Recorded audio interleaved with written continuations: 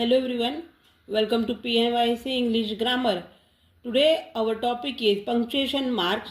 Yesterday we started with this only. So the first one is what? Apostrophe.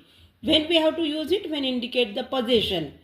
म्हणजे एखादी गोष्ट belong to आहे, माझीच आहे, त्यांचीच आहे, त्यावेळेला आपण ॲपॉस्ट्रोफीचं साईन करतो.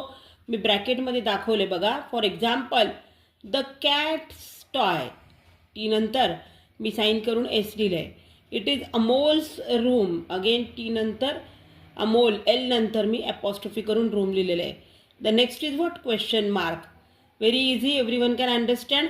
प्रश्न विचारल्यानंतर आपण जे प्रश्नार्थक चिन्ह करतो त्याला आपण प्रश्नार्थक चिन्ह म्हणतो. इंग्लिशमध्येच आपण त्याला क्वेश्चन मार्क म्हणतो. Is used at the end of a interrogative sentence. प्रश्न विचारल्यावर are you coming to the party? Question mark is there. The next is what?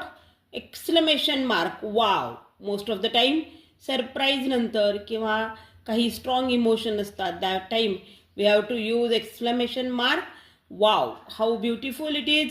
बघा, वाव नंतर आहे वॉच आउट, एक्सक्लेमेटरी मार्क. बरेचदा सरप्राईज म्हटल्यानंतर आपल्या डोक्यामध्ये चांगल्याच गोष्टी येत असतात, अशा काही वाव किंवा ओ लाईक दिस, त्यानंतर आपण एक्सक्लेमेशन मार्क वापरतो.